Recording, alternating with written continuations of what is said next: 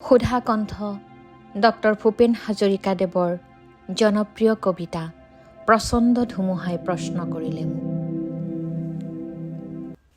প্ৰচণ্ড ধুমুহাই প্ৰশ্ন কৰিলে মোক, তোমাৰ প্ৰাপ্য কি কোৱা?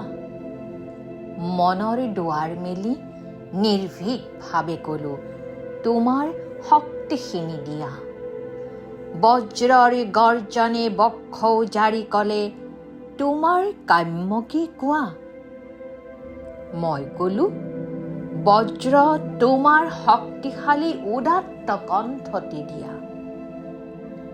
এদিন আকাশে ক'লে, জনৈক গীতিকাৰে অকণি আকাশ দেখো মাগে।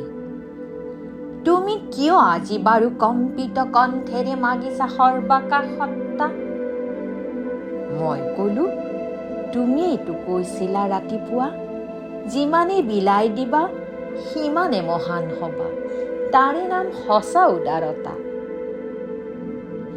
সেয়েহে আকাশ তুমি দিব যদি খুজিছাই সংকীৰ্ণতা এৰি, দিয়া অৱদান ৰূপে তোমাৰ পূৰ্ণ বিশালতা, দিয়া যদি আজিয়েই দিয়া।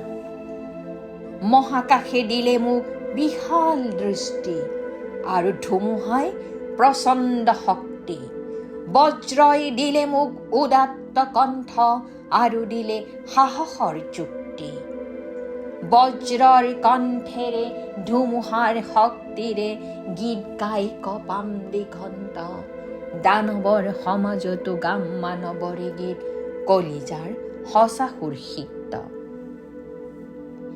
মুমূৰ্ষু মানৱক জীৱনৰ বিদ্যুৎ কিঞ্চিতো যদি দিব পাৰোঁ, আকাশ, ধুমুহা আৰু বজ্ৰক তাৰ বাবে শতবাৰ প্ৰণিপাত কৰোঁ, প্ৰণিপাত।